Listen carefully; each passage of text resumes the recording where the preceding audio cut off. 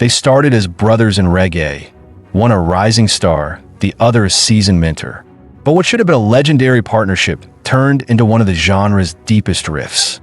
A private conversation went horribly wrong, a betrayal nobody saw coming, and a silent war that has lasted for decades. What really happened between Luciano and Sizzla? Was it jealousy, a power struggle, or something far more personal? The truth behind this reggae fallout will shock you. Stay tuned. Luciano, an unstoppable force in the genre, infused his deep-rooted Rastafarian beliefs into his music, positioning himself as a leading figure in the Rasta revival movement. His mission was clear: bringing reggae back to its spiritual foundation, steering it away from the influence of less conscious themes that had crept into the genre. Back in Jamaica, reggae was evolving, intersecting with various musical influences, but Exterminator's founder, Philip "Fadus" Burrell, remained committed to preserving its essence. Recognizing the need for a refined musical direction, he rebranded his label by removing the E from Exterminator and, in 1992, enlisted the legendary Jamaican saxophonist Dean Fraser as the label's musical arranger and director. During this pivotal time, Luciano, known in the sound system circuit as Tepajon, was determined to break into the industry. Upon hearing about the movement Fadus was building, he seized the opportunity to audition for Exterminator. His powerful performance left an immediate impact, earning him a spot on the label. His debut album, Moving Up, dropped in 1993, followed by 4 more releases before the close of 1994. These projects solidified Luciano as one of Jamaica's hottest emerging artists. However, it was his 1995 album, Messenger, that turned him into an international reggae sensation.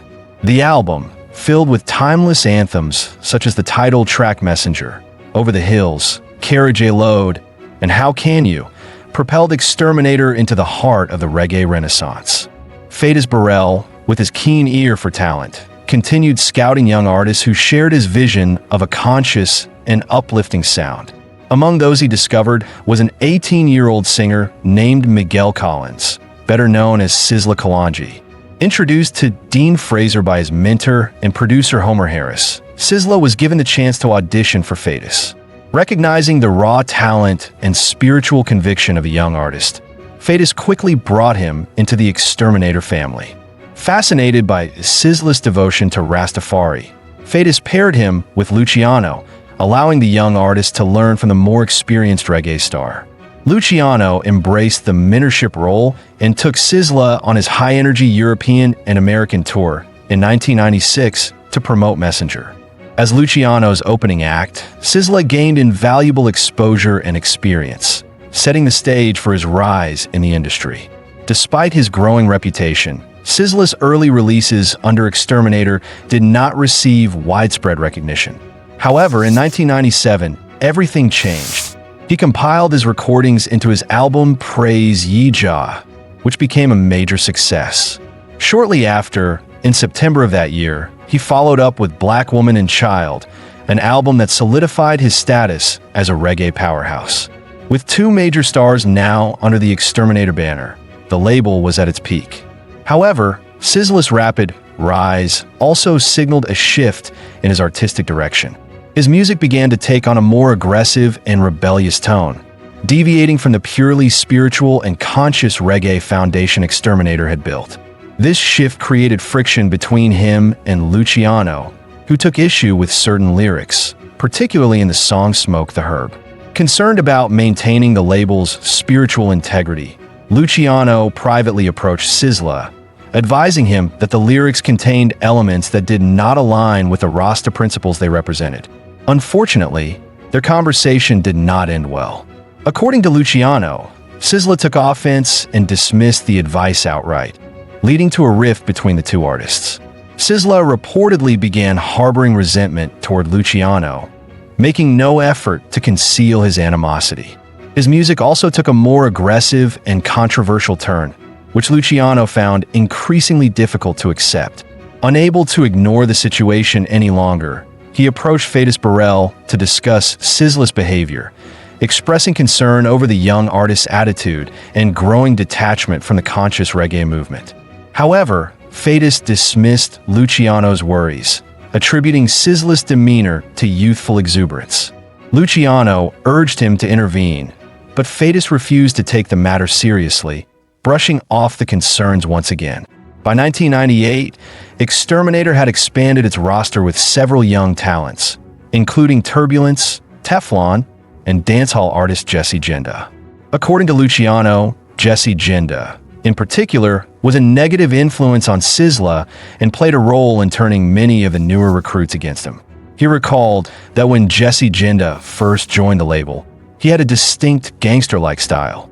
Luciano attempted to advise him to embrace a more culturally aligned Rasta image, but Jesse Jinda took offense and reacted angrily. From Luciano's perspective, these new influences were eroding the spiritual foundation that he, Fadis, and Dean Fraser had been working hard to build. Frustrated, he once again approached Fadis about Sizzla's behavior. But by this time, Sizzla was not only a major star, but also shared a close, almost father-son bond with Fadis. To Luciano's dismay, Fadis once again dismissed his concerns, refusing to intervene. Feeling completely sidelined and betrayed, Luciano made a decisive choice. He would leave Exterminator. Interestingly, he had not released a new album since Messenger had dropped 2 years earlier. Meanwhile, Sizzla's career had skyrocketed, leading some to speculate whether Luciano's music had been intentionally deprioritized to make space for the younger artists. While this remains a matter of conjecture, one thing was certain: Luciano had made up his mind. In 1999, he released the critically acclaimed Sweep Over My Soul album, marking the end of his journey with Exterminator.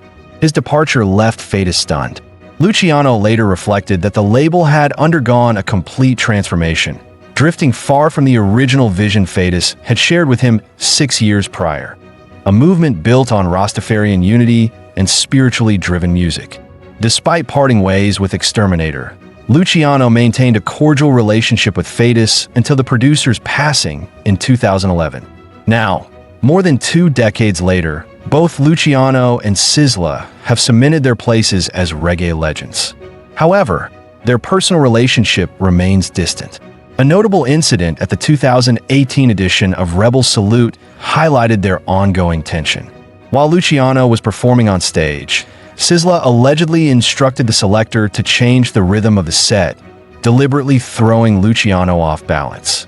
In a later interview, Luciano expressed his disappointment, stating that despite their past, he had hoped they would always remain part of the Exterminator family. While Sizzla's perspective on the matter remains unheard, the lingering discord between these two icons is unfortunate. In a genre that thrives on messages of love and unity, the reggae world could benefit from reconciliation between these two influential figures. Perhaps, in time, this long-standing rift will finally be resolved. And that's the story. 2 reggae giants, 1 unresolved feud. Was Sizzla's rise the reason Luciano left Exterminator? Did Fadis Burrell pick sides? And most importantly, can these legends ever make peace?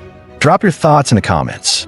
And if you love uncovering the hidden stories behind music's biggest rivalries, hit that like button, subscribe, and stay tuned, because we're just getting started.